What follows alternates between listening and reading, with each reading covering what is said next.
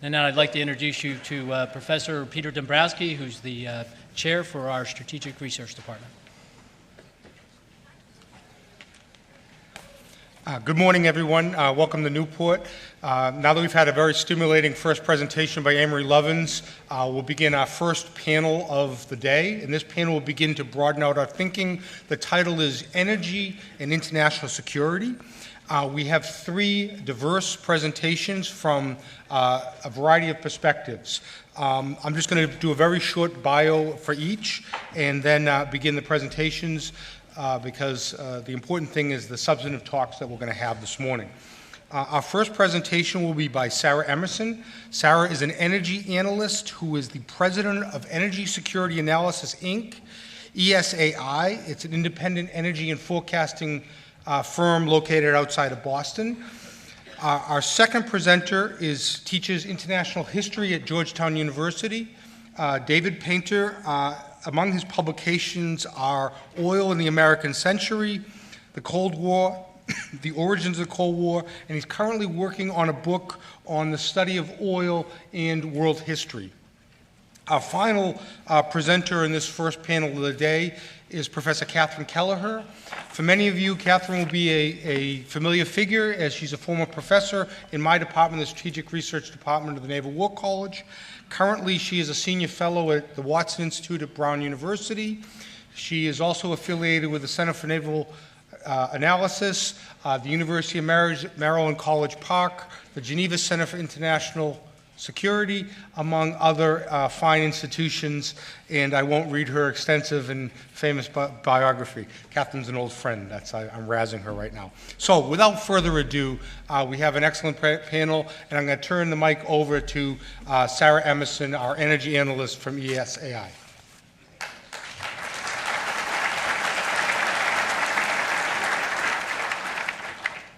There we go. Good morning. And thank you for having me. It's an honor to be here at the Naval War College. I really enjoyed Dr. Lovin's presentation this morning, but I'm afraid I'm going to feel like and maybe sound a little bit like a fossil now. I'm here to talk a little bit more about sort of a shorter term time horizon, really to 2025 or 2030. And while I agree with the view he presented as something that we should get to, I'm not entirely sure we will get there, especially as we look at a shorter time frame. I'm also going to focus primarily on petroleum and tell you a little bit about where we think things are going to go or are most likely to go in terms of energy markets, with a focus on petroleum, and I'll talk a little bit about natural gas as well. To give you some sense of my perspective, I run an energy research and forecasting firm, and our claim to fame is we are empirical data gatherers. So we get data directly from countries or provinces or regions where there are countries that don't have data. We develop it from infrastructure and facility information. So we're not using the IEA or the EIA's data. So there are places, some of the work that you'll see, some of the projections that you see will look similar to the IEA's, but there are a number of areas where we're distinctly different, and I'll try to point those out as we go. After I've run through sort of where we see the oil markets going for the next 15 to 20 years, I'll talk a little bit about the impact on international trade in energy, especially seaborne trade, and conclude with some comments about security.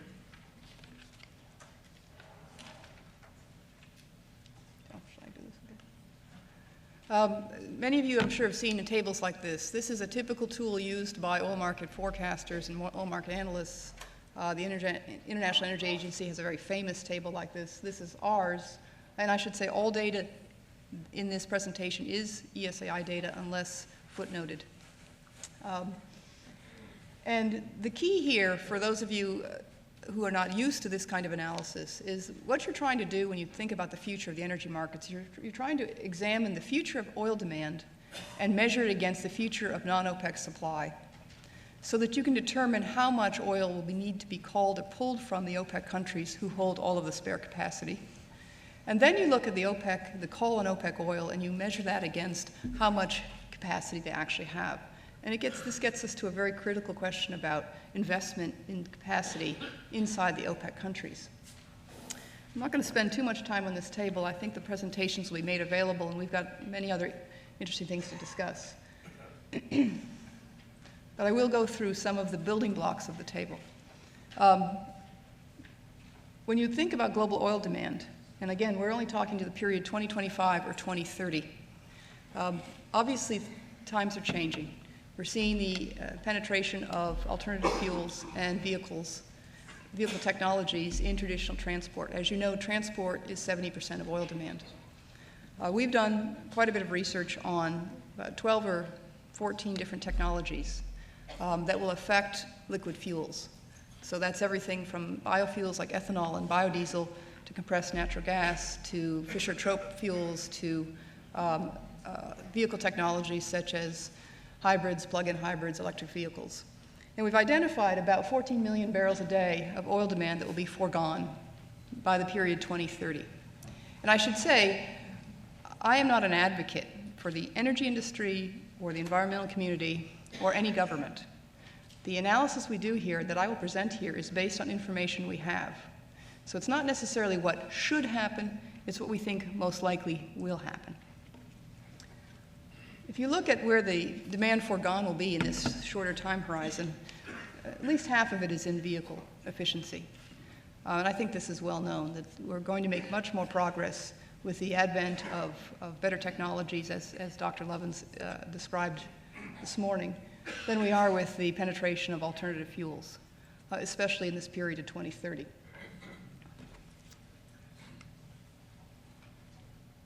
Oops, what happened here? Okay. So what happens when you add these alternative fuels and vehicle technology to the long-term oil demand? If you ask most people, what does oil demand grow at? What percentage does it grow at globally? A lot of people just say, well, 2%. It's sort of a throwaway number. And they say that because during the period the mid-90s to the mid-2000, there was a period where oil demand did grow at about 1.9%. But if you look at the period from 1980 to 2010, oil demand only grew at about 1.3 to 1.4%. And if you look at the period prior to that, and you add in the 70s, of course, the oil demand growth is a little bit higher, closer to 1.8%. So there's a lot of debate as to what's our historical oil demand growth rate. I would argue that a sustainable growth rate is closer to 1.5% than 2%. And this is important when you start reading articles about peak oil. Most peak oil articles have a 2% assumption in them. That's probably a little bit unrealistic. In any event, going forward, because of the penetration of alternative fuels and new vehicle technologies, we think that oil demand growth over time will average as low as 0.8%. This is actually very similar to the new policy forecast of the IEA, but it is nowhere near the more climate-aggressive policies of their 450 ppm targets. We just don't think we can get there with the current political and regulatory environment. But still, it's interesting. This is a distinctly slower oil demand forecast, and it's a fairly robust projection as to what was most likely going to happen. So we've got sort of somewhat modest oil demand growth relative to historical trends, and I think that's a good development, although it could be better. And then we look at, well, where's supply going to come from? And this is where, in a way, this is where most of the debate is how much supply will be available from non-OPEC countries. And a lot of people say, well, we're running out of oil. There just won't be additional oil. And I think what's important is you have to look very closely at what they mean by non-OPEC oil or conventional oil. And I'll do some, I think I can point with this. Here we go. If you look up here, these bars represent the year-to-year change in non-OPEC supply. And this bar right here, the sort of pale blue, is actually liquids being produced in the United States as a result of the gas shale boom. The green, of course, is Russia. The yellow is Canada, bulwarked by oil sands production. And the blue is Brazil. And as you can see, we've begun a period of relatively significant growth in those three, or really four, sources of supply. Interestingly enough, when you get out here, the International Energy Agency is very pessimistic on Russia. We're not entirely sure why. We suspect they will be revising these numbers upward. So interesting, in a world that we obsess on peak oil, non-OPEC supply is actually going to rise for close to the entire decade. Now, keep in mind, this number, the black line, which is on this axis, includes all conventional and non-conventional sources. So it includes oil sands, it includes liquids from gas shale, but it also includes biofuels that would replace petroleum in consumption. So, and this is really important. We've got a decade here where we really are going to have plenty of oil in the non-OPEC part of the ledger. Interestingly enough, what happens out here? And this is where there is growing debate as to whether this plateau hits here or whether it hits here. Some people think it's going to hit here. And then there's a sort of a gradual decline.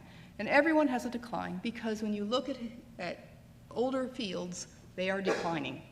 So you really do have to invest to offset the decline rates in these countries, Mexico being the most striking.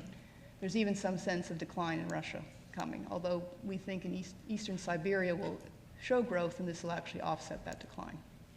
So let's move on. So we know we now have modest demand growth, but actually pretty interesting non-OPEC supply growth until we get to this period between 2020 and 2030.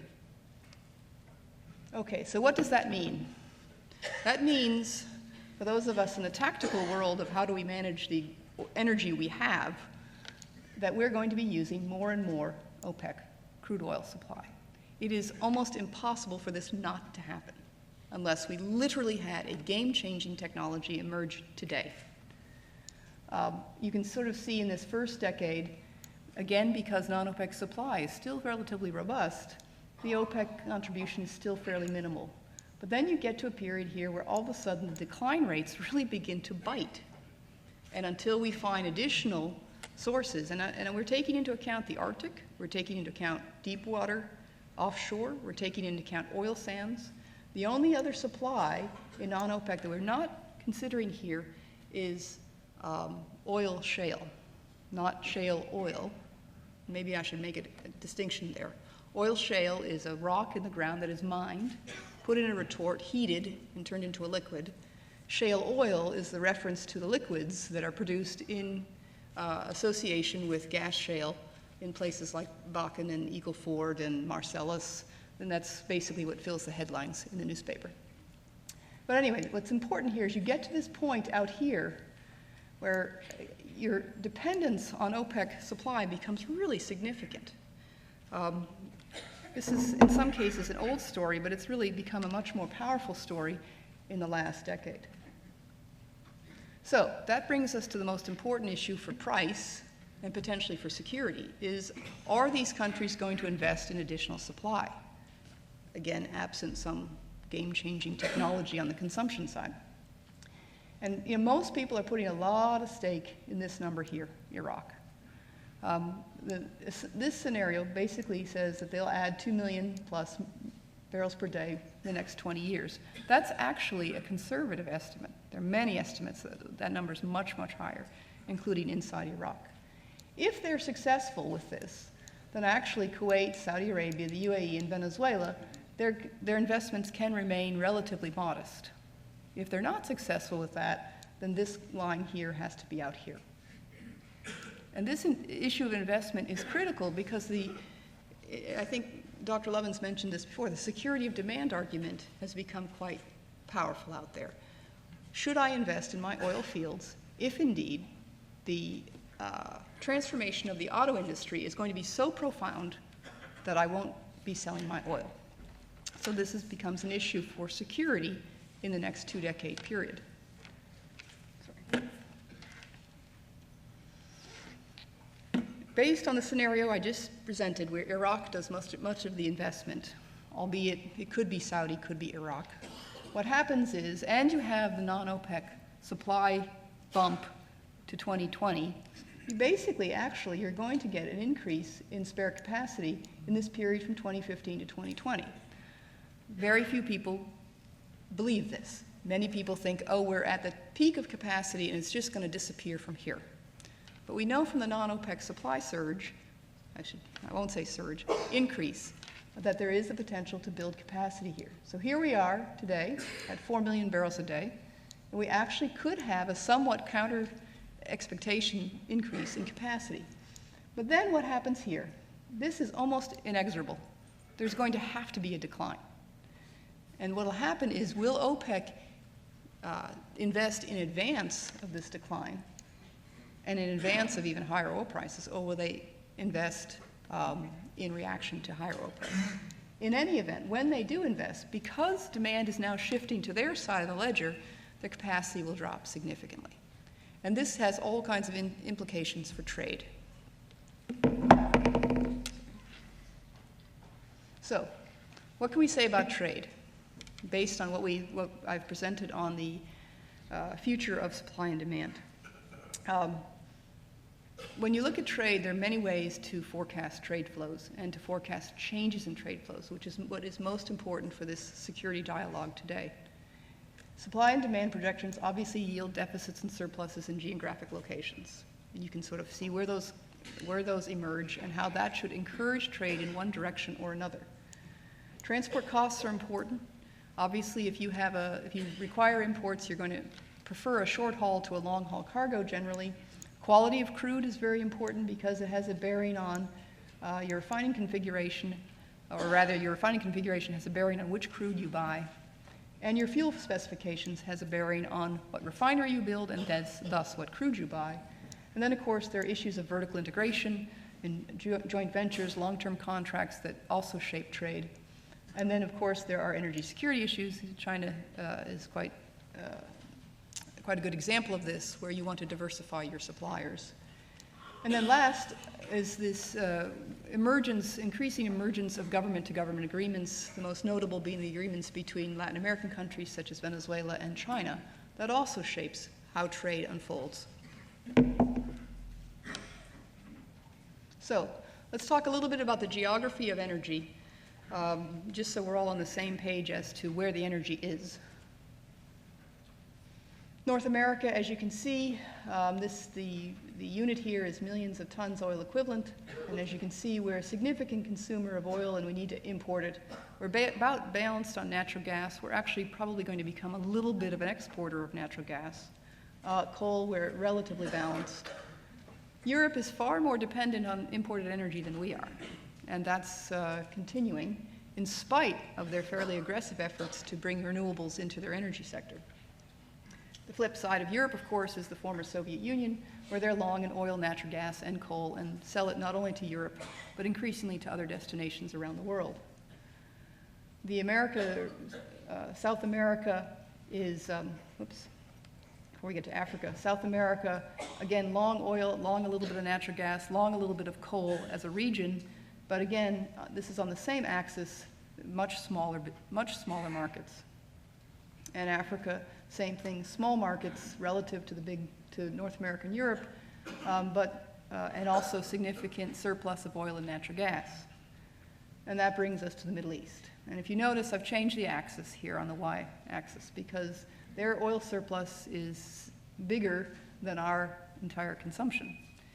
And then, of course, they have a little bit of a natural gas surplus. And finally, the elephant in the bathtub, Asia-Pacific region. And as you can see, coal is their primary energy, and they're very, very dependent on imported oil and a little bit of natural gas. So that gives you a sense of where the oil is, who needs it, and also where the natural gas is and who needs it. So let's move on to actual trade. Before we get to the trade routes, one of the things that probably is one of the most important things that will happen in terms of, in my opinion, in terms of our perception of energy security, is our net import requirement is actually going to change significantly in the next 15 years. If you look at it from here, we have a bunch of things happening. One, our conventional production is absolutely falling. There's no doubt about that. But our shale liquids production, this is the liquids again associated with shale, it's rising, and it's rising by more than conventional production is falling. So our crude import requirement, absent everything else, will fall by about 1 million barrels a day. And this is interesting for a couple of reasons. It has a bearing on our relationship with our trading partners, but it also has a bearing on the debate inside the United States on climate policy. and on policies to bring renewables deeper into our energy sector. Competition to supply, there's going to be significant competition to get this somewhat smaller pie. Obviously, these issues, carbon, short haul versus long haul, will have a bearing. Canada is the big winner. And you know, if they approve, if the State Department approves the Keystone Pipeline that the gentleman mentioned earlier, that makes it much easier for Canada to bring that into the country. It's unclear how the carbon penalty will affect it. Others will decline. Mexico's contribution will decline. We actually think Africa's may decline a little bit. And the question will be, what will the Middle East do here? The yellow suggests it's going to decline. And I put that up here just to show you the magnitude of the potential decline. Now the question is, do the Middle East producers really want this to happen? I would argue they do not. So there's going to be a little fight between these producers for that shrinking pie. And I would argue that some of that, Iraq will capture some of that, but the Saudis are going to try hard to hang on to some of it as well. But it has a bearing on our trade. So here's trade. This is my crazy spider web of trade. These numbers show the first number shows net crude trade flows in 2010, and the second number shows net crude trade flows in 2025. And the most important thing, you don't have to look too closely at the numbers, but the most important thing is the volumes going west are declining. And in fact, trade flows west fall by about 2 million barrels a day in this 15-year period. The volumes going right have a green arrow, they are rising, and that trade flow rises by about 5.8 million barrels a day. That's just 15 years. If I were to extend this to 20 years or 25 years, those numbers are even more striking. So the trade flows are shifting a bit. Natural gas, I want to say just a couple words on natural gas because it gets a lot of headlines because our natural gas supply is rising.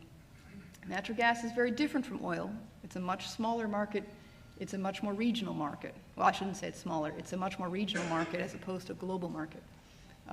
Global gas trade that is on the sea is very small relative to oil. There are about 2,000 long-haul oil tankers. There's 9,000 or almost 10,000 oil tankers. There's about 2,000 who apply the long-haul routes, and there's about 150 long-haul LNG tankers. So it's a significantly smaller trade. We suspect it will stay relatively small compared to oil. Gas, as you know, is a power generation fuel. Oil is more of a transport fuel. One of the big issues with gas is that there are 3 different pricing regimes. Well, there's several pricing regimes, but they can be bundled into 3 different categories. One, of course, is oil indexation, which about 25% of the global market price of gas is indexed to oil prices. About a third of it is gas-on-gas spot pricing. That number is large because the U.S. is entirely now gas-on-gas spot. And then about 40% is administered, and administered is sort of an umbrella term that refers to electricity netbacks or it refers to government pricing. Here. And the gas trade is, you know, it's interesting. It's again much smaller. We'll move on. So, how is international energy trade changing, and how is that going to have a bearing on our security? And a couple things I just want to point out, and the U.S. import requirement is indeed falling. Europe's import requirement will rise in the short term. It will eventually fall, but at the end of this time horizon. And that means that our oil dependence, our perception of oil dependence and theirs is actually diverging right now. Asia's import requirement is rising. I think that's well known. Asia will attract imports from everywhere. If you go back to that spider web of trade, every single supplier is targeting Asia. Non-OPEC countries will meet a significant portion of demand growth in the short run, but eventually OPEC will have to take more and more of that demand growth. And here's an interesting point, pricing. Pricing of oil right now is based on Western benchmarks. The most notable ones are West Texas Intermediate here in the United States and Brent, which is from the North Sea. Most international trade is priced in some relationship to Brent. These are freely traded markets, spot markets, futures markets. As international trade in oil shifts eastward, there is going to be increasing pressure to change the way it's priced, to find valuable and useful benchmarks in the East. And the benchmark that is right now most notably emerging is a Russian benchmark, the East Siberian pipeline oil called SPO.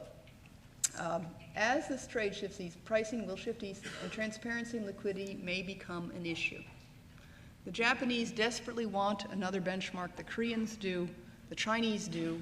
SPO is emerging as the most likely. The Intercontinental Exchange, a couple of days ago, started issuing OTC swaps for SPO, and that's a swap against the Dubai price in the Middle East. Those are the kinds of early indicators that suggest that a benchmark is emerging. Now, this is a benchmark that can be controlled to some degree by Russian policy. Okay, next point, trade. Trade used to be between companies for the most part. I mean, the majors years ago managed almost all international trade, and gradually that moved towards independent traders and international traders and the majors, and increasingly the national oil companies. That trend is moving from a company-to-company trade to government-to-government trade. Venezuela and China being the most notable government-to-government trade. And that raises the issue of, will governments increasingly dictate trade flows? So, I want to leave you with some final thoughts on energy and national security. There is this period, 1985 to 2005, which was characterized by relatively low oil prices, fungible crude, a crude that everybody could use. You didn't have to have a different crude for your refinery. You didn't have to have a different crude to make different products for your domestic market. Free and largely deregulated or deregulating markets. Transparent prices because futures markets emerged, spot markets became universal. Unfettered energy flows facilitated by international companies, trading houses, and, if you will, the US Navy. And price mechanism and arbitrage-shaped trade. Oil went to the location where it got the highest return. So if prices were higher in one region than another, then the trade flows went in that direction. And US and Europe shared a dependence on the Persian Gulf. Okay, I think there's some changes that I want to highlight. We are in a world of high oil prices. I actually think there are better prices. I think this period of low oil prices is the anomaly. I think Dr. Lovins mentioned this morning about internalizing economic externalities. I think that's one of the things that the financial community has done, is they said this is not a cheap good, this is an expensive good. As oil price benchmarks move east, there is the threat of a less liquid, less transparent pricing regime emerging in oil. Obviously, there's going to be a growing share of non-conventional crude and alternative liquid fuels, which also complicate trade, because each country has a different definition of what an alternative fuel should be, and a different mandate, if you will, as to how much they should be used. By 2020 or 2025, the reliance on OPEC production really begins to grow and begins to raise that question about investment. And what are the signals being sent to these countries about investment? US and European energy dependence, in my opinion, are diverging, which raises questions of our relationship with our key allies. Government-to-government oil agreements are replacing private company trade, which means when there's a crisis, and in the old days, we would have such incredible purchasing power that in a disruption, in theory, the US could go out and find an alternative supplier and had the wealth to purchase that oil and bring it to the United States. What if that oil no longer goes to where the price is highest, but goes to where the government has told it to go? National oil companies are investing in production, refining, and transportation. This is well known. It's been a trend for several years now. So I would like to leave you with this as we begin our discussion of energy and security. I think that one day we will move in a direction that Dr. Lovins described this morning. We're not quite there yet, not because we shouldn't be there, but because we don't really have very effective leadership, in my opinion. I think in the meantime, we're going to stay in a world of fossil fuels, diminishing in size, but still critical to our energy use and our economy. And I also believe that there's going to be much more chance of energy-related conflict as the trade patterns change. And I will leave you with that. Thank you for your attention.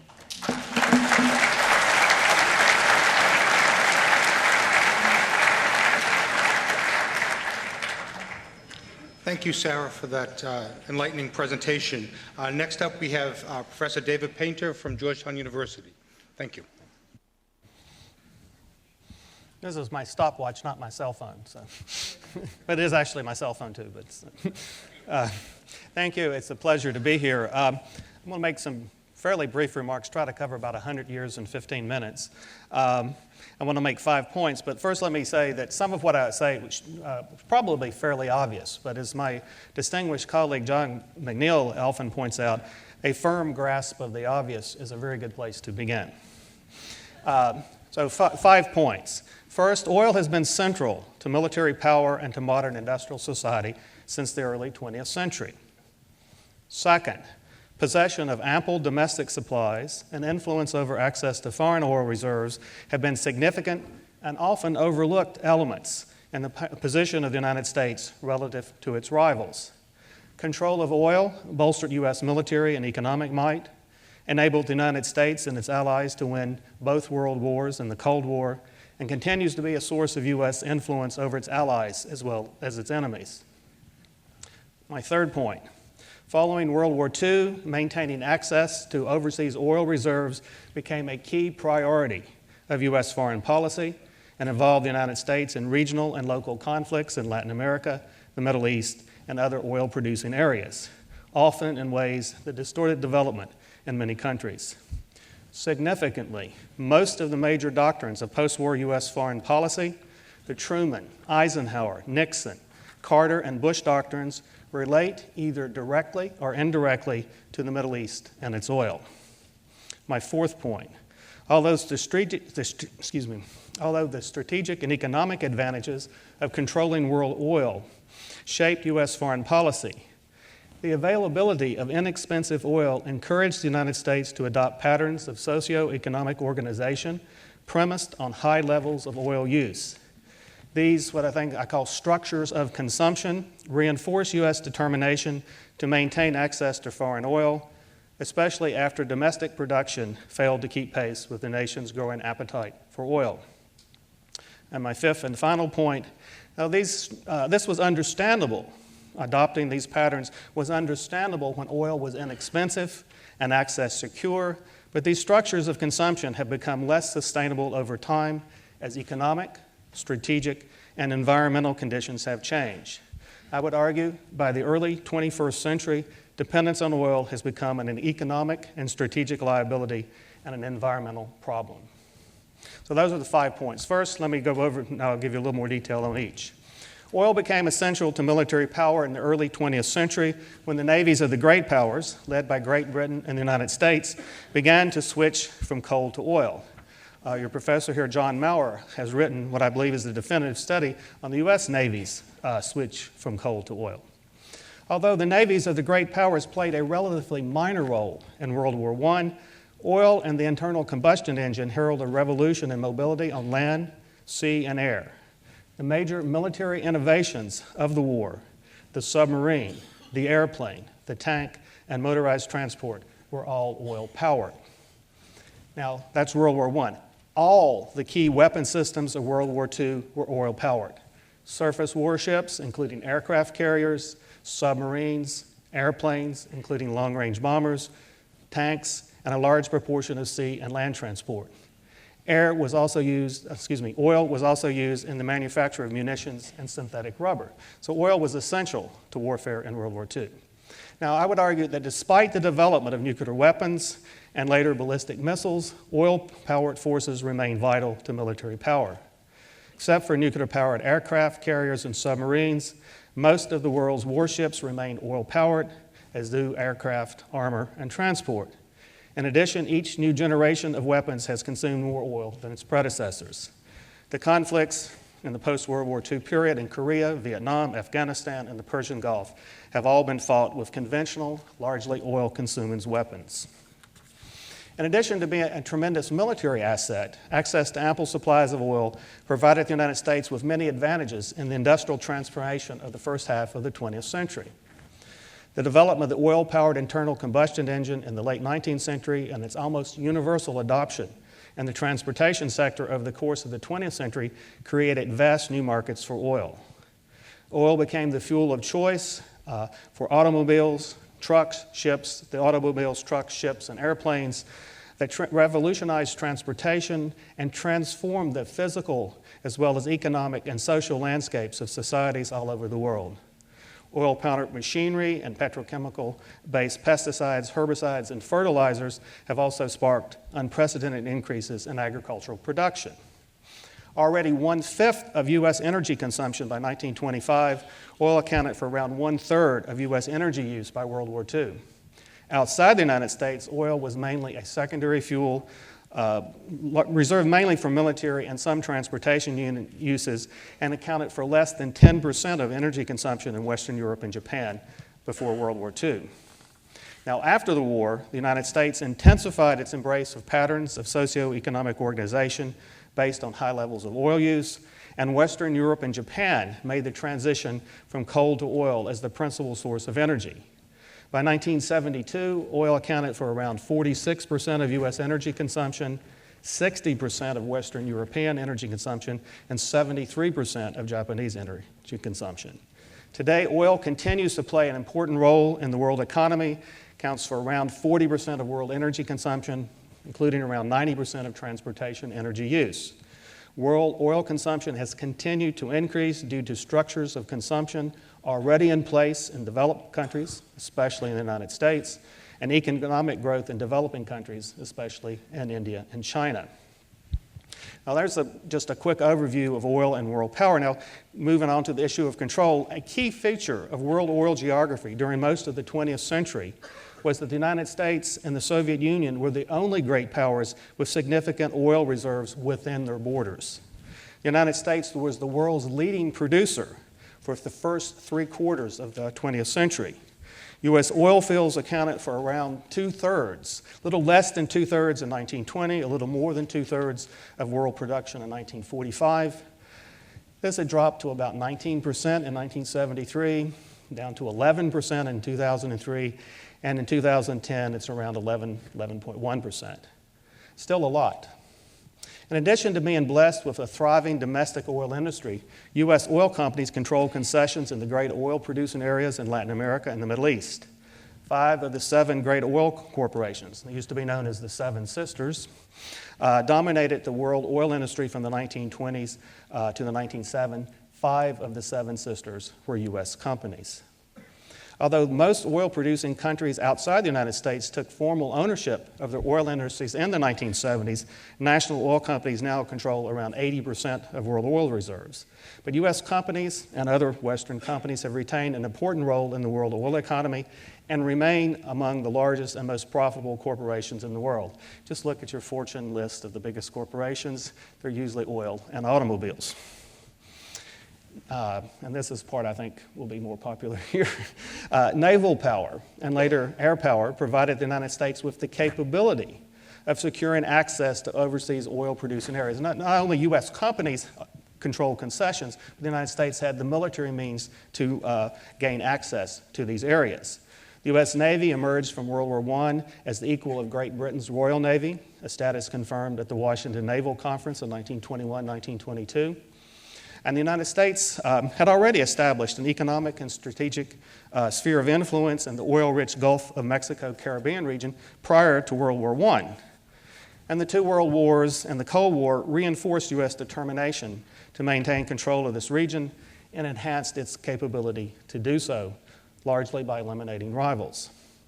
Following World War II, the United States sought to use its military and economic power to ensure Western access to the rich oil reserves of the Persian Gulf. Now, securing the Persian Gulf, the Middle East, which became the center of world oil production in the second half of the century. And it's really important to realize that the Middle East did not really become important to the 1950s and 60s. It was a very small portion of production before then.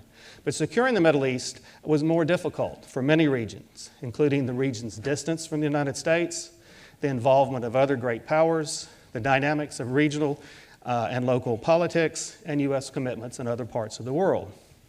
Now, during the 1970s, some of us remember the 1970s, larger portion here than in my students at Georgetown, significantly larger portion. During the 1970s, a combination of political turmoil and shifts in the world oil economy threatened U.S. control of world oil.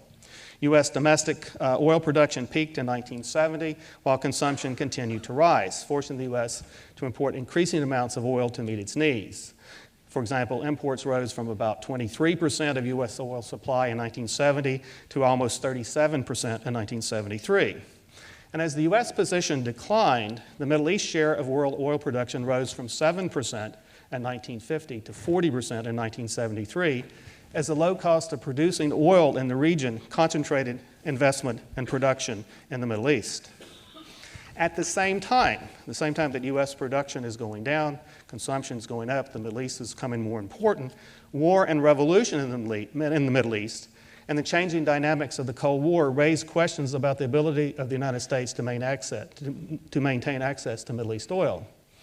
In early 1968, the British government informed the United States that it planned to use its military forces to remove its military forces from positions east of Suez by the end of 1971. They actually told the U.S. officially during the Tet Offensive, and it's really nice to listen to Lyndon Johnson's recordings, how he reacted to that. You can imagine. So the British were pulling out. The U.S. is embroiled in an unpopular war in Vietnam, and the U.S. turns to Iran to take over as the guardian of the Gulf. And this was part of a two pillars policy. For the other pillar, the U.S. looked to Saudi Arabia to take over the U.S. role of maintaining spare production capacity. This spare capacity could be used to supply oil in an emergency, as well as to help moderate price increases. Seemed like a good plan, but all good plans are often overtaken by events. The 1973 Arab-Israeli War and the 1978-79 Iranian Revolution triggered two oil shocks in the decade. During the October War, in response to U.S. aid to Israel, the Organization of Arab Oil Exporting Countries, OAPEC, not OPEC. If you read something that talks about the OPEC oil embargo, there's a clue that the person writing this doesn't know what was going on or is trying to obscure what was going on. It wasn't OPEC, it was the Arab oil producers who organized the embargo of oil shipments to the United States and a cutback in production that led to a quadrupling of prices. Later in the decade, the turmoil surrounding the Iranian Revolution of 1978-79 disrupted oil supplies and markets and led to a further doubling of oil prices. As you can see, the 1970s were not a great time in that sense. But after a difficult decade, the United States managed to reassert its influence through a composite strategy that included permitting higher prices to induce more efficient use of oil, replacing oil with other energy sources, particularly electricity generation, and reducing oil imports from OPEC producers by increasing production in Alaska, the North Sea, Mexico, and elsewhere. The U.S. also assumed a direct role in assuring Western access to Middle East oil, warning that growing Soviet power and involvement abroad, instability in the Third World, and Western dependence on Middle East oil threatened U.S. security.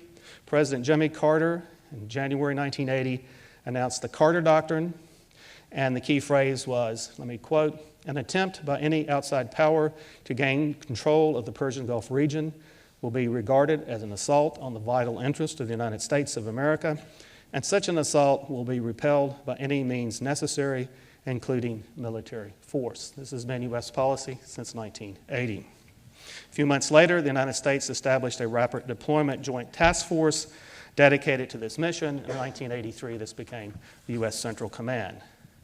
Now, maintaining access to foreign oil, especially to the vast resources of the Persian Gulf, has remained a top priority of U.S. foreign policy. Even though the U.S. obtains only a relatively small portion of its oil needs from the Persian Gulf, oil from this region plays a crucial role in the world economy, and the global nature of world oil markets means that shortfalls anywhere will be reflected in higher prices, if not shortages in other parts of the world. And this commitment to Persian Gulf security has involved the United States in 2 wars with Iraq. Let me quickly go over the impact of this U.S. control of world oil. What it's meant is that the United States has had access to more than enough oil to meet its needs during the 20th century and to fuel the Allied war effort in 2 world wars. For example, in both World War I and World War II, the U.S. supplied about 80% of the oil for the Allies. This was a significant source of Allied strength. In contrast, energy shortages hampered the German war effort in World War I, and in World War II, German and Japanese failure to gain secure access to oil was an important factor in their defeat. During the Cold War, control of oil helped the United States contain the Soviet Union, end destructive political, economic, and military competition among the core capitalist states, mitigate class conflict within capitalist countries by promoting economic growth, and retain access to the raw material markets and labors of the periphery in an era of decolonization and national liberation. Almost 10% of Marshall Plan aid was for oil supplied by U.S. oil companies. It's the largest single component. This aid helped spur economic growth in Europe, contain communism, and preserve markets for U.S. companies. It also tied European and by extension U.S. security and prosperity to access to Middle East oil. Indeed, there's a symbiotic relationship between U.S. global strategy and oil. Following World War II, the United States adopted a strategy of maintaining access to economically vital overseas areas, including overseas sources of vital raw materials such as oil. The strategic forces, air, and sea power necessary for maintaining access to overseas oil reserves could and were used for other purposes and in other parts of the world, and they were also dependent on oil. Finally, I want to talk a little bit about structures consumption. Oil and the automobile have been potent symbols of the American way of life since the second decade of the 20th century. And American popular culture has come to equate the private automobile and personal mobility with individual freedom. Thus, when it became clear in the 1940s that the U.S. domestic oil production would soon no longer be able to meet domestic demand, American leaders looked abroad for additional sources of oil. The alternative of reducing, or at least slowing the rise in consumption, has rarely been seriously considered due to well-organized political and economic interest and deep-seated ideological beliefs. I'll give you a short story here. In January 1948, Secretary of Defense Forrestal illustrates this tendency to look to external expansion to solve internal problems. He was meeting with the head of what in those days was known as the Coney Vacuum, later became Mobil. He was meeting with the head of Mobil to discuss the impact of turmoil in Palestine over access to Middle East oil.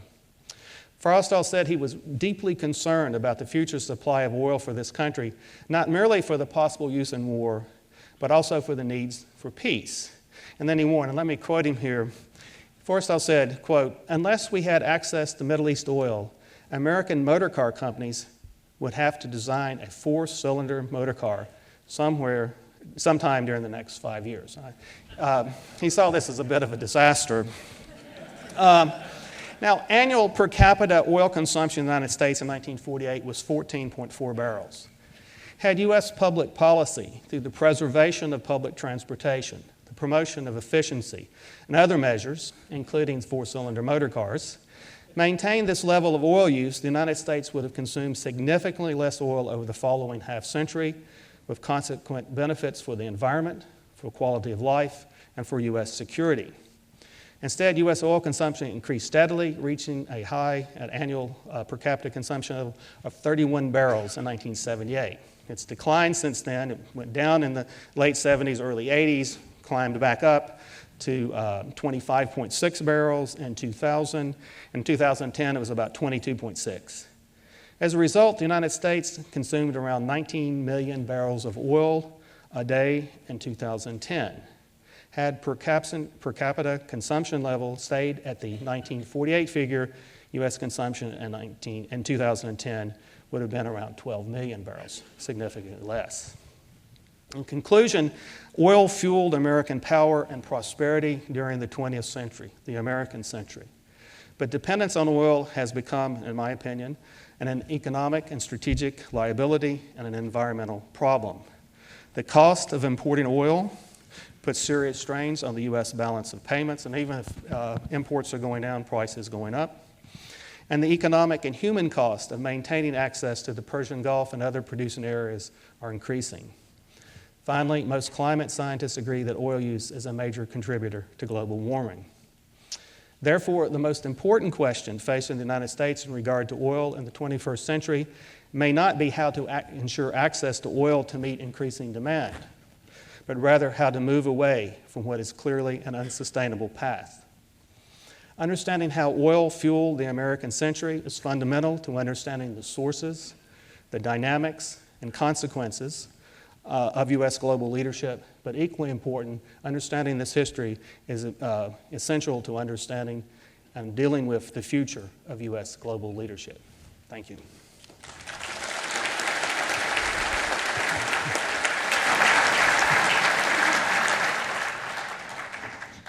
Thank you very much, Professor Painter, for providing us with a historical and strategic context to frame the rest of the conference.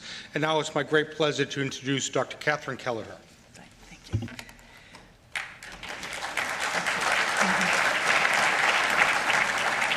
It's very wonderful to be back in Newport, as those of us who've had the pleasure of studying here or teaching here really know it's a very special place. And it's one that I think sustains a long tradition of open discussion of the most important issues. And the issues before you today are truly the most important. And I think this panel, in a way, is adding a number of at least issues to be considered and questions to be answered on our way to the wonderful future that Avery Lovins sketched out in his first presentation. My task is to tell you there are all sorts of funny things that can happen on the way to the future. And those of us who've lived through both the financial crisis, let's not forget it, it's not over yet, of the last 3 years, and particularly the Arab Spring, perhaps are more aware than others as to just how disconcerting and disrupting some of those developments can be. They certainly are challenging some of the things that have been talked about both in Sarah's presentation and David's presentation earlier on this panel. But I'd like, if I could, to focus on what I think are 3 broad trends that we know are going to matter in the future, that have been the subject of projections which haven't quite turned out the way perhaps some of us hoped to greater prosperity, but are in fact sources and seeds for conflicts and disagreements yet to come.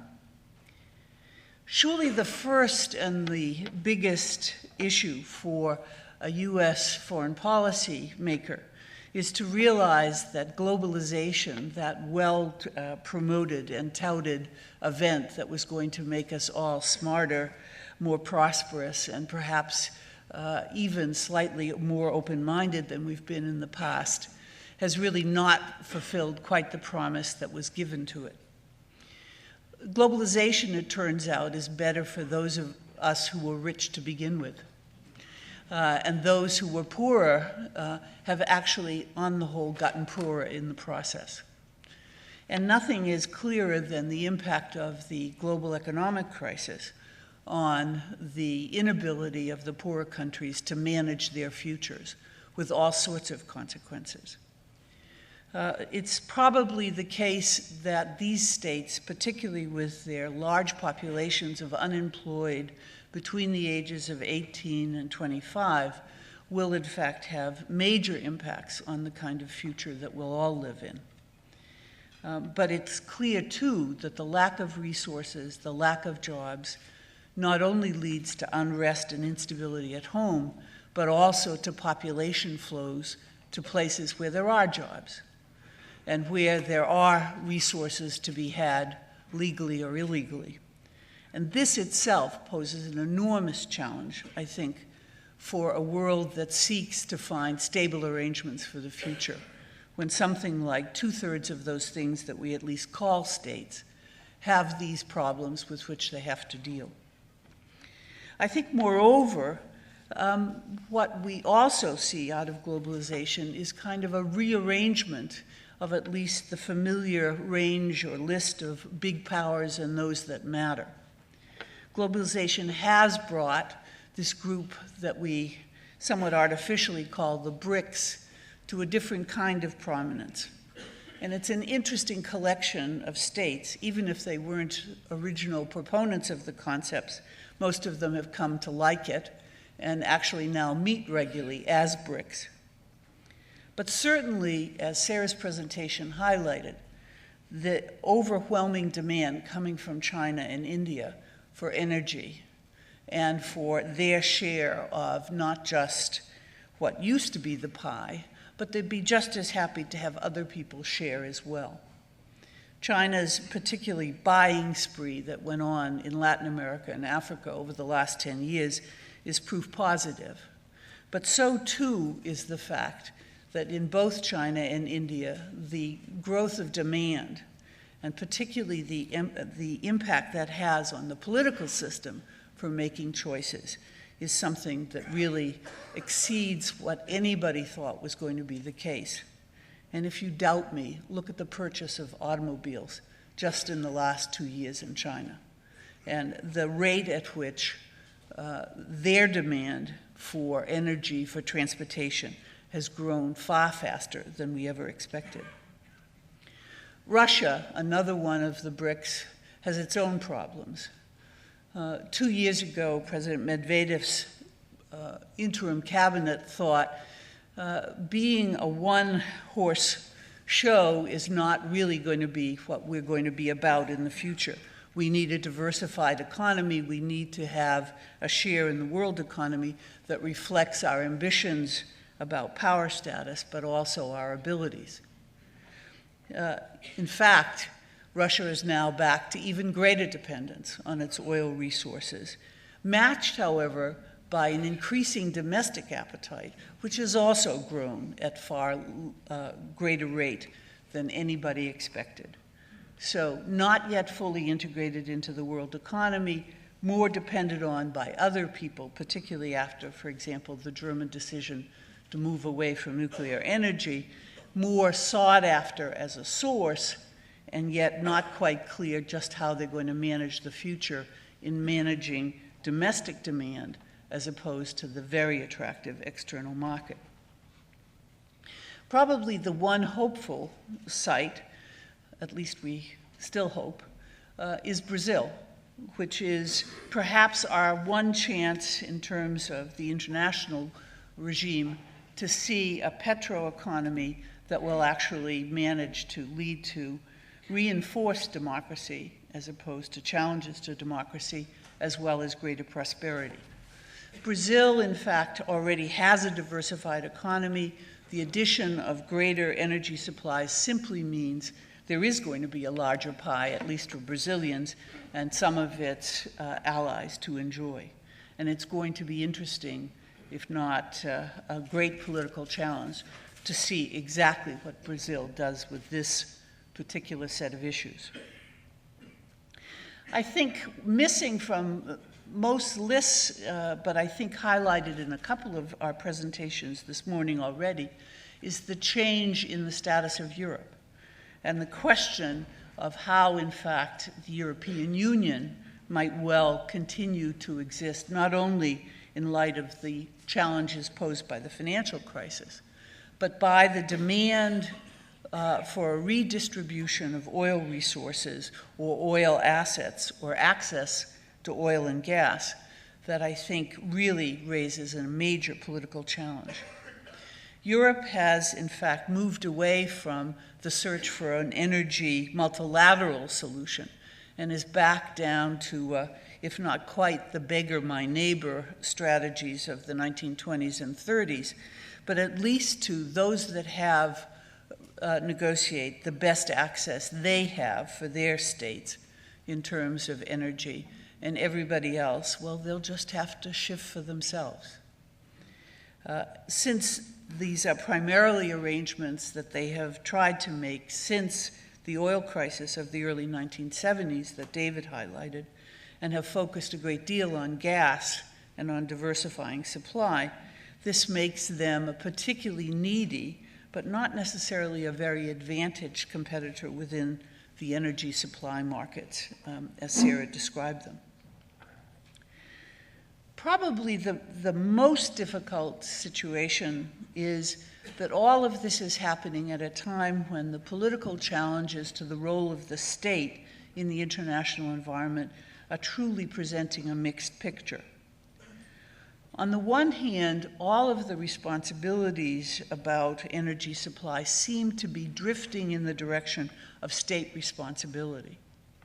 So it will be states that will become protectionist, that will close markets or impose subsidies or penalties on those who are looking for new energy supplies or in fact attempting to get a better deal compared to others.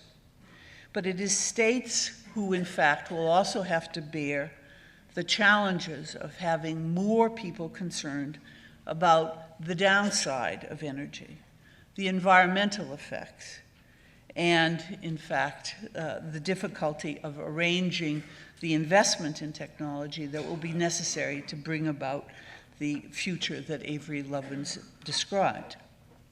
We have been, I think, as a world, but particularly in the United States and in the other big powers, searching for the silver bullet. Surely there's a silver bullet out there somewhere that will meet these challenges.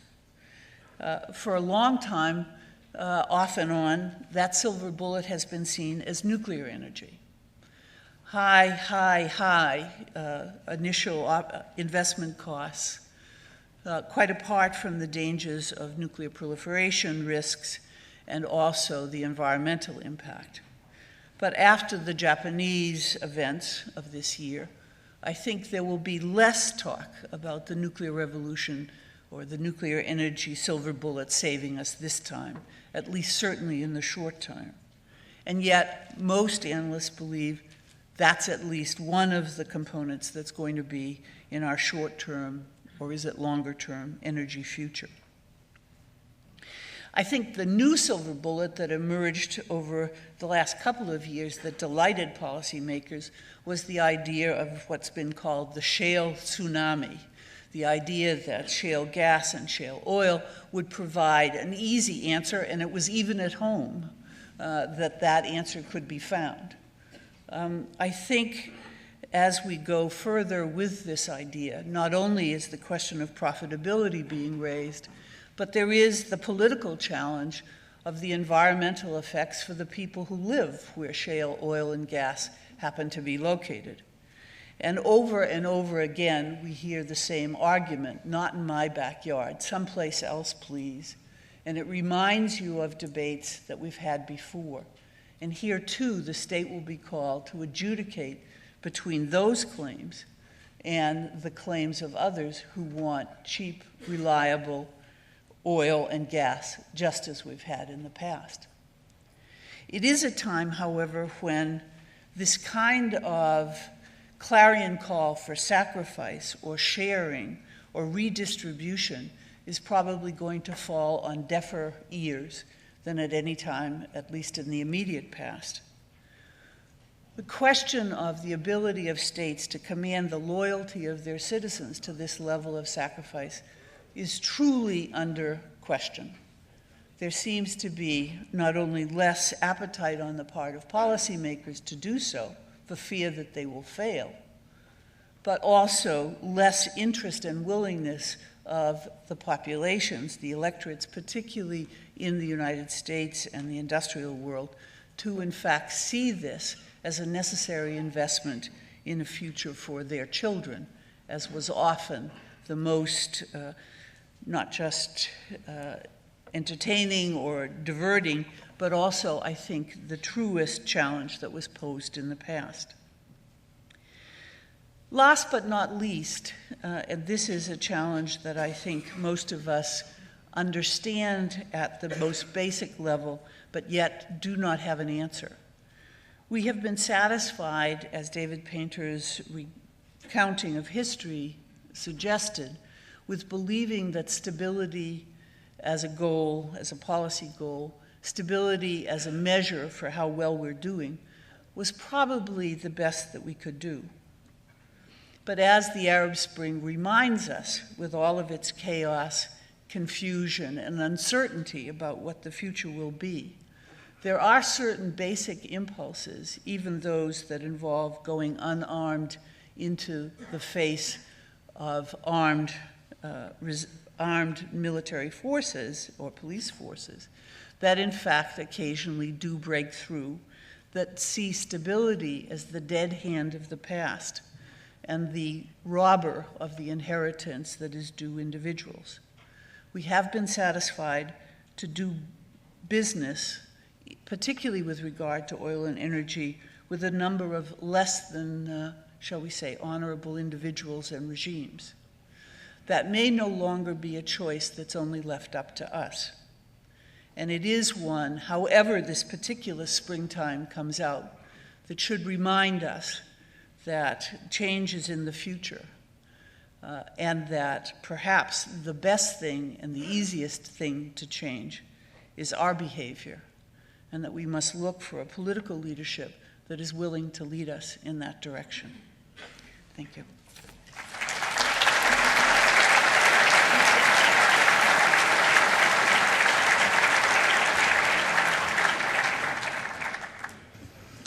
Thank you, Dr. Kelleher, for those sobering reflections. At this time, I think we have roughly 15 minutes for questions before we have our second keynote speech of the day by Lieutenant General Flynn from the U.S. Marine Corps. So I'd like to encourage questions from the audience. Please identify yourself and direct your question, if necessary, to a member of the audience. And by the way, since I am a professor, would like to hear from some students as well. The first hand I saw in the back was this gentleman. I believe it's my old friend Brian McGrath, but I'm not sure from the distance. It is your old friend Brian McGrath. I'm from Easton, Maryland. Professor Kelleher, you described globalization. You said that it may not have lived up to expectations. Are those expectations perhaps your own? Because you painted a very dim picture of a world that has lifted hundreds of millions, if not billions of people out of grinding poverty through globalization. I'd just like you to comment on what was the alternative.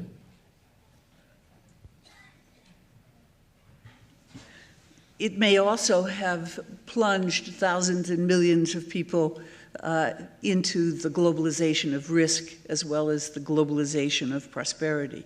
I think the answer isn't in yet. And when one looks particularly at the kinds of things that were promised, even among the more advanced countries, take just for example some of the trade pacts that we have fostered with the idea that it was a win-win situation. It turns out on closer reflection that the win-lose answer may be more forthcoming, particularly if you look at certain sectors of the economy. The political challenge of undoing that within a state-by-state formula is really overwhelming.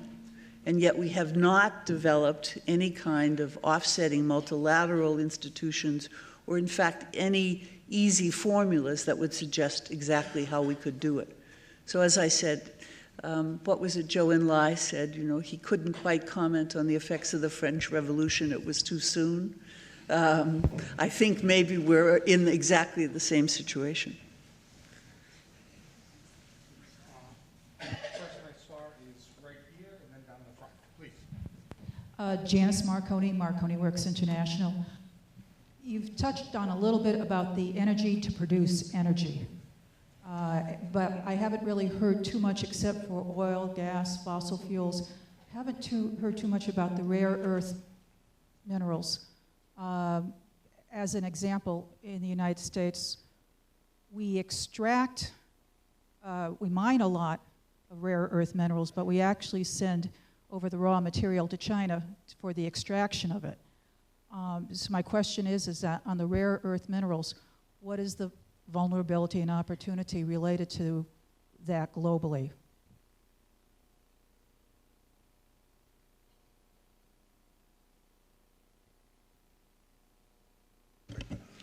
I'll try to answer your question. I'm not an expert on rare earth minerals, obviously, but it does seem that there is an intersection of the energy sector and these minerals. You see it most likely in some of the potential minerals for batteries. I know there was some issue with the Chinese not exporting minerals at one point and all of this. I'm not convinced that this is a limiting factor in our energy sector. To the degree that there's been some talk about issues, say, for instance, with lithium. It's not clear that that's going to be the mineral of choice for batteries anyway, that probably we're going to go to something besides lithium if we're going to get to affordable batteries.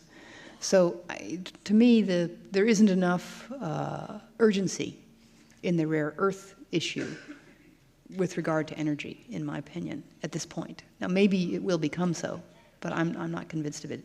It is now. That would be my response.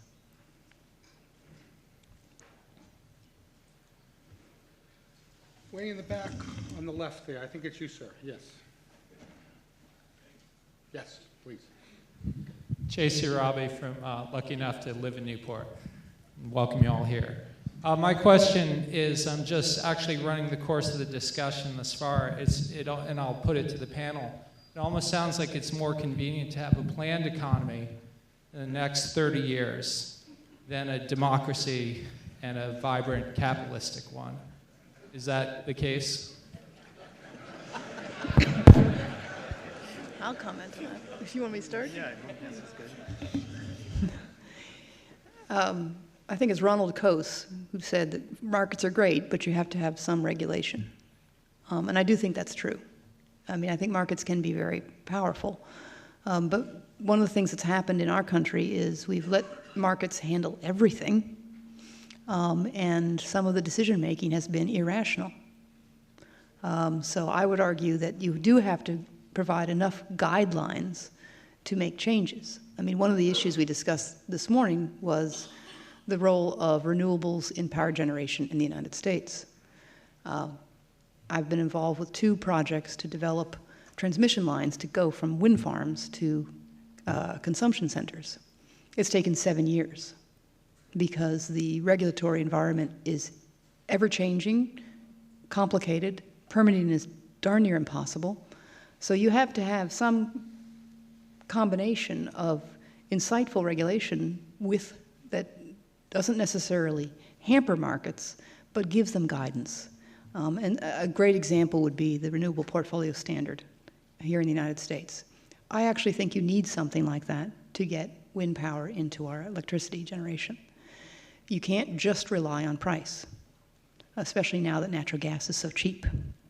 So to my mind, I think, we're a market economy, we're going to stay a market economy, but we do need insightful guidelines in our regulatory approach. And I don't think that's what we've had. We've been on either no guidelines, no regulation, or we've been in complicated, overlapping jurisdiction regulation. Just to follow up, if you could direct it also from a security implication as well. Well, I was going to say, I thought we've been in a planned economy. It just depends on who's doing the planning. Going a little further back, historians tend to do that. The U.S. had a planned oil economy. It was run by the Texas Railroad Commission. That's the model for OPEC. They did a much better job, were much more effective. There are market failures, but there are also, I wouldn't say that we've had a completely free market in energy. We've had, at best, sometimes an oligopoly, sometimes a little bit more free market.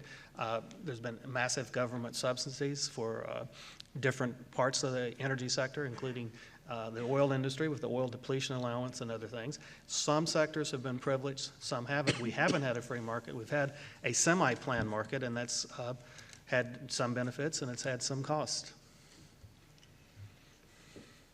I think I'd go back to a theme I tried to emphasize in my speech, which was the search for the silver bullet. I'm all for searching, but I don't think that's the answer, because the answer will take a while to produce, even if we were to find it. I think the major question has been, we've been fortunate enough not to face severe oil crises in this country of a kind that would force us to change our behavior. And there are those who believe that's what it would take to, in fact, lead to the kind of restriction on runaway consumption, even despite all of the changes we've been able to make over the last decade. We're simply not working at it hard enough, and we need to. The next question will come from the front, sir, please.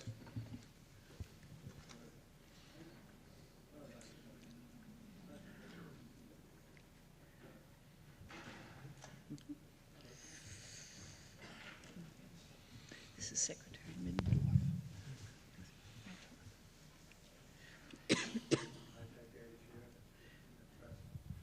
This is a high-tech age.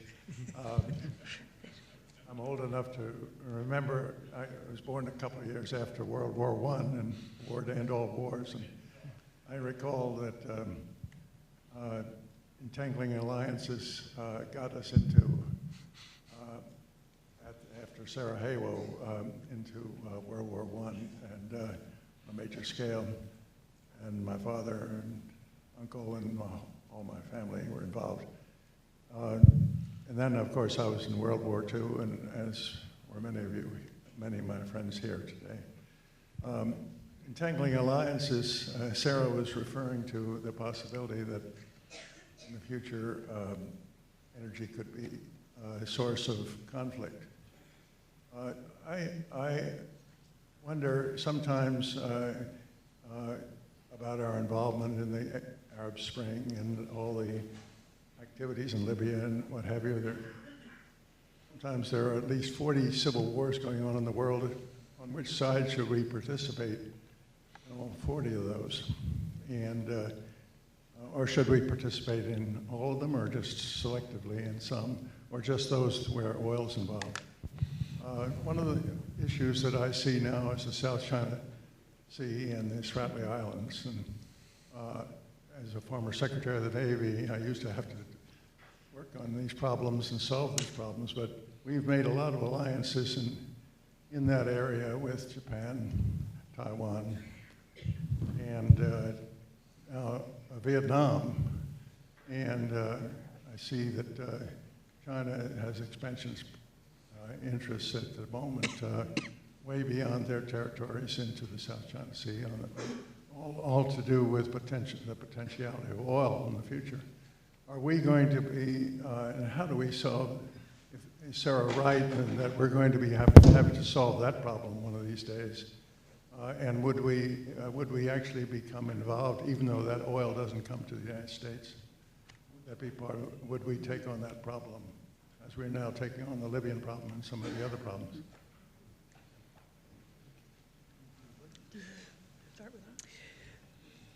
I think, Mr. Secretary, we have a number of obligations.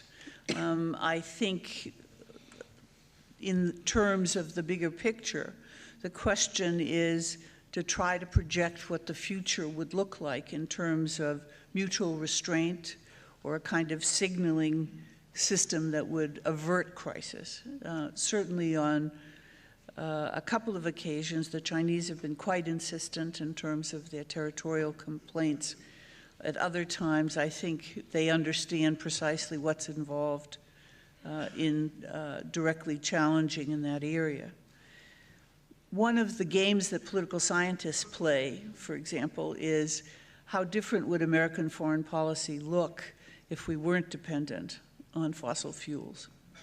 And this is something that perhaps will be the basis of a good number of scenarios at present and also in the future. Are there ways in which our changing our national behavior, our consumption patterns, actually affect the kinds of risks that we have to run? I think there is the fallacy of easy analogy. The last time we had two rising major powers that were energy dependent, namely Germany and Japan, we got into a lot of trouble. And I think we would like to avoid anything like that in the future. So it's a problem to think about very, very hard. My sense is we're working on it, but much more work to be done. I'll just add one comment. I think we're at a crossroads in a way. We've been at a crossroads for several years now, but it seems as if it's become more urgent.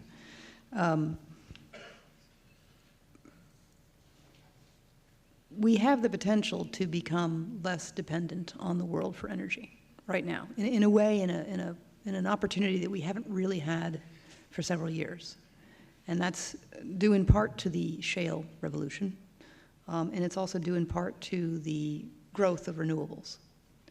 And I think this is one of the most fundamental decisions we're going to have to make as a country, is do we change the way in which we produce and consume energy?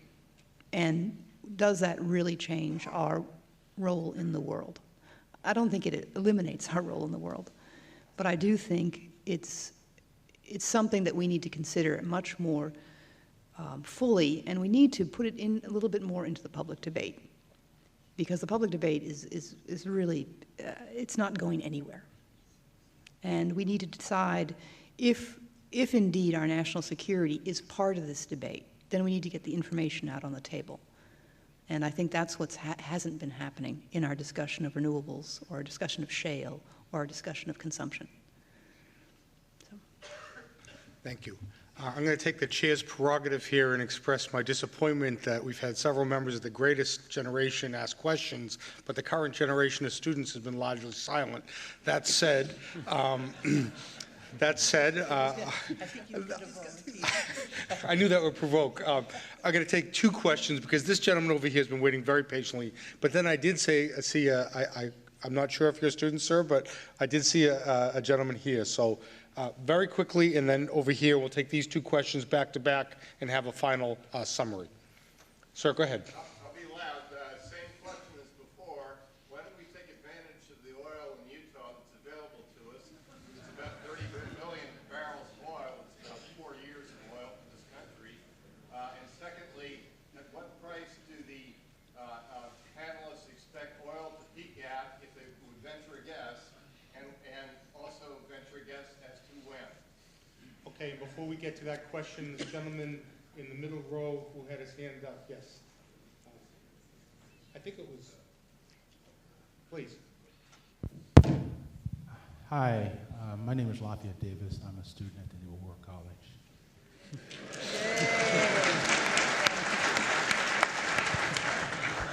Maybe I should say that again. My question is somewhat sweeping.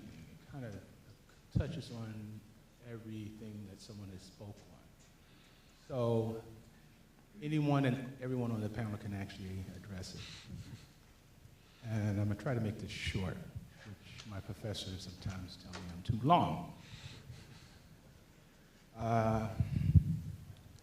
Jared Diamond, Samuel Huntington, the author of The Party's Over, Howard Bloom, The Lucifer Principle. Having said that, I would like to I'd like someone to address the recovery costs for shale oil, sand oil, and I also like someone to look at or speak to globalization, whether it has actually, in fact, succeeded or failed. Is the Westphalia Treaty still applicable?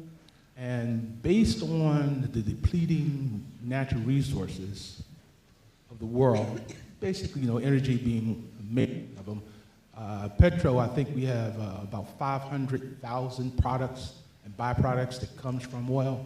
So even if we transition by 2050, we still have major problems.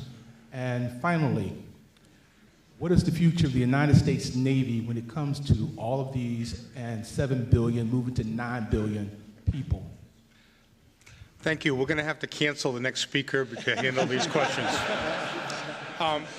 If I can use a prerogative here and ask Dr. Kelleher to begin, Professor Painter, and Sarah to address the two questions on the table. I once startled an audience in Germany by saying our solution is easy. We just annex Canada. That solves most of our problems, at least for the foreseeable couple of decades. The blue-eyed Arabs, as they're known, would be happy to help us, we're sure. I think the real question to both of your answers is we have relied on the market to make choices for us.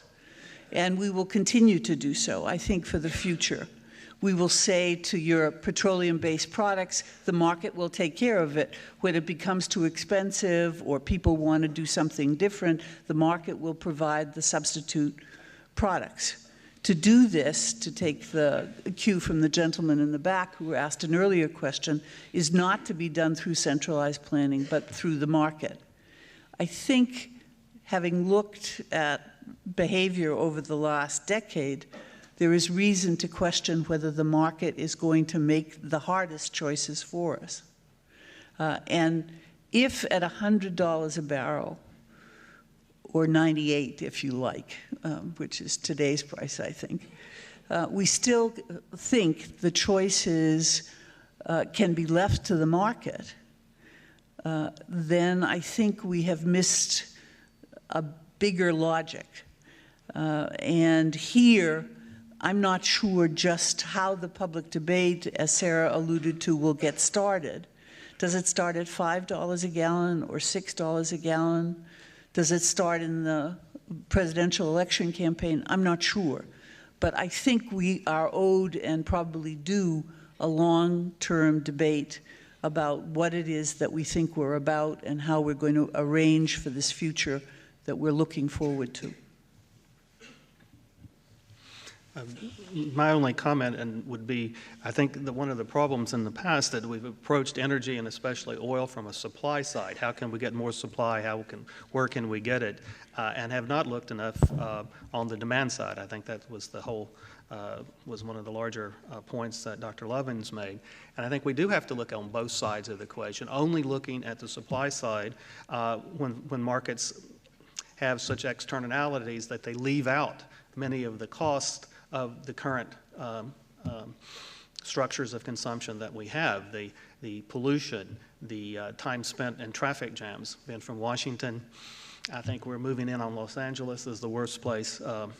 Sitting in traffic jams, the cost and health, those are not currently reflected in the price of fossil fuels. If they were, then the market, and if the market would take those into account, I think we would make significantly different choices.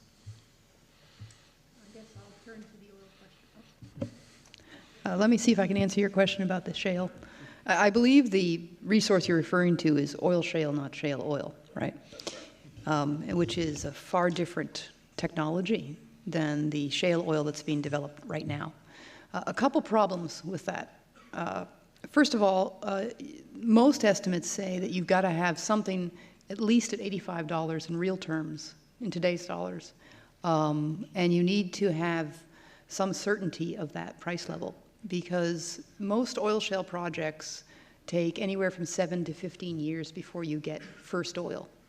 So the oil companies that are looking at those projects have been very worried about the volatility in oil prices. So that's part of the reason why those are not moving forward. The other part of the reason is it can be environmentally very hazardous. And if you look at some parts of western Colorado where there has been some mining, it's not a place you want to drive through. So I think there's been a lot of issues with what will be the environmental constraints once these projects are up and running. Two, what will be the carbon penalty, because there'll be a significant carbon penalty on them. And three, you really got to be sure about the price before you you put the shovel in the ground. And that leads me to your last point, which is what's the oil price? And I think it's important to understand that there are two variables that shape the price of oil. There is supply and demand in the physical market. And if you were to just strip away everything else and just look at supply and demand, prices shouldn't be $100. They should probably be somewhere around, I don't know, maybe 70. I think 30 was too low.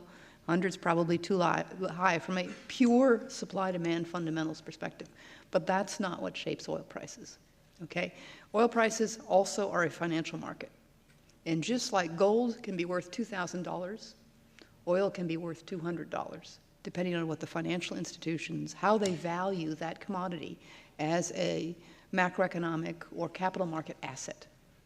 So to say what the highest oil price is, I mean, I'm sure at some point it'll hit 200 just because there'll be, you know, there'll be a self-fulfilling prophecy of let's get it there, in the same sense that the gold hit 2,000. So it's very hard to say. If it was a purely fundamentally driven price on supply and demand, then, you know, we should have seen the highs for a few years until, as you saw, spare capacity begins to whittle away. So that's about the best I can give you on the price. Okay, first I'd like to thank our panelists and for the questioners for beginning this.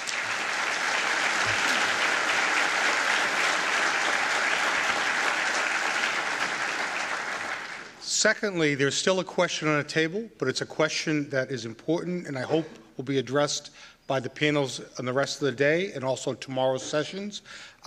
As our student noted at the very end of his extensive set of questions, what does this mean for naval forces and maritime forces? What are the developments at the macro level in the global energy markets? The developments that Professor Lovins discussed with regard to new technologies, energy and otherwise. This gives us a fruitful basis for beginning a set of discussions both at breaks and during the sessions that will follow on to this one. So thank you very much.